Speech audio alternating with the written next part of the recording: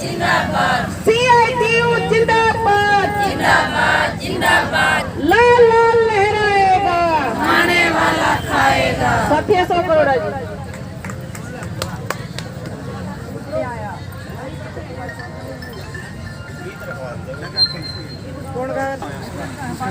धरना प्रदर्शन के अध्यक्ष हैं anganwadi worker and helper union से जुड़े से जुड़ी बहनों, आज आपके संघर्ष का 95 दिन पूरे हो रहे हैं और उम्मीद है कि आज बातचीत जिस तरह चल रही है कि ये जो पड़ाव था आंदोलन का उसका कहीं ना कहीं पटाक्षेप होगा। हमारी मांग जो है 2018 को जो घोषणा की गई थी उसको लागू करवाने के लिए संघर्ष है ये, और आपका 8 दिसंबर से लगातार जो संघर्ष वो राष्ट्रीय स्तर पर जो मीडिया है, राजनीतिक पार्टियां हैं, जो संगठन है, उन सभी को जानकारी है कि आंगनवाड़ी वर्कर हो, आशा वर्कर हो, मिड डे मील वर्कर हो या अन्य जो महिलाएं हैं विभिन्न परियोजनाओं में काम कर रही हैं, उनके श्रम की लूट किस तरह से चल रही है। सरकार एक तरफ तो खुद तय करती है कि 24,000 कम से कम न्यूनतम वेतन हो, कम से कम मजदूरी हो ताकि परिवार चल सके 5 बच्चों का, 5 लोगों का, और उसके साथ साथ वहीं सरकार अपने स्तर पे ही देख रही है हम कि ये 10,000, 11,000 और ख़ास तौर पे 1500 की जो बढ़ोतरी थी 4 साल पहले, उसके बारे में भी इतना लंबा संघर्ष, और ये संघर्ष जो है निश्चित तौर पे अभी ख़त्म होने वाला नहीं है। हमारी मांग तो लगातार जारी रहेगी और इसमें जो मिनिमम वेज की बात है, न्यूनतम वेतन की बात है, कुशल मजदूर मानने की बात है, सरकारी कर्मचारी मानने की बात है, और इसके साथ साथ जीवन यापन के लिए कम से कम जो हमारे मांग भत्ते हैं, जो रिटायरमेंट के समय भी जो हमें कुछ पैसा मिलना चाहिए, वो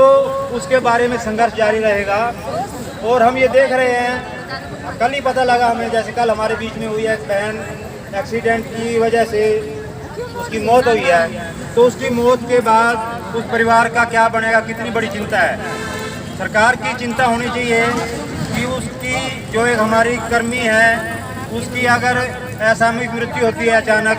तो उसका परिवार ठीक ठाक चले। वो एक्स ग्रेशिया की बात है, वो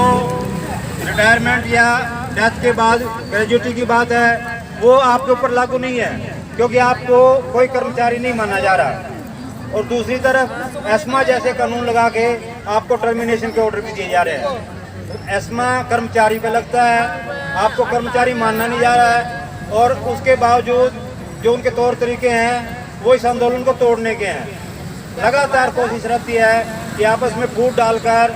अलग अलग यूनियन है, सरकार अपनी यूनियन खड़ी कर देती है। आपने लगातार देखा है कि कितना प्रयास है, परंतु आपका जो हौसला है, आप लगातार लड़ रहे हो, तो निश्चित तौर पे हमारी जो मांग है वो जायज़ मांग है, वो मानी जाएगी। हम आश्वस्त है कि हमारी जीत होगी।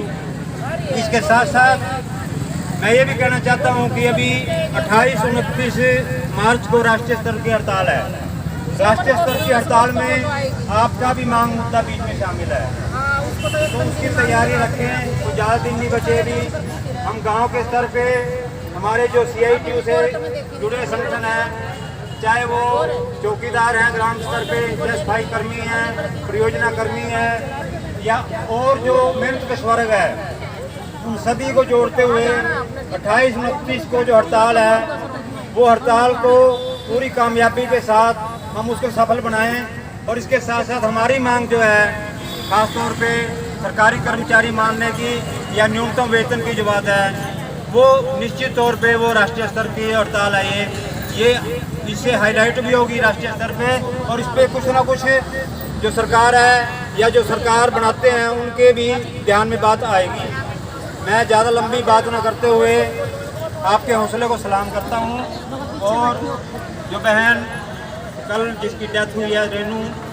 हम अपनी पार्टी की तरफ से, मैं मार्क्सवादी कम्युनिस्ट पार्टी से जुड़ा हूँ, मार्क्सवादी कम्युनिस्ट पार्टी की तरफ से हम उस बहन को श्रद्धांजलि देते हैं और हमारा जो संगठन है, हमारी जो पार्टी है,